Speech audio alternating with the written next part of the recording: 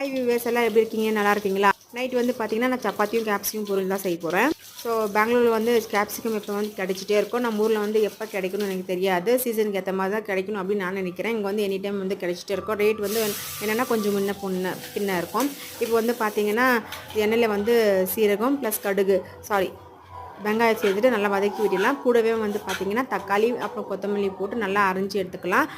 அப்புறம் வந்து பார்த்திங்கன்னா அந்த அரைச்சி எடுத்துருக்க தக்காளி விழுதை வந்து இது கூட சேர்த்துட்டு நல்லா கலந்து விட்டுக்கிட்டு அது கூடவே வந்து அரிஞ்சு வச்சுருக்க கேப்சிகம் சேர்த்துட்டு அதையும் வந்து நல்லா கலந்து விட்டு பச்சை மிளகும் சேர்த்துக்கலாம்.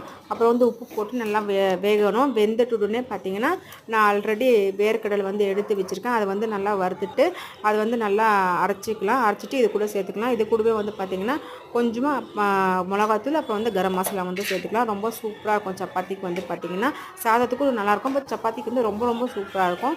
இன்றைக்கி என்னோடய டிஷ் வந்து இதுதான்.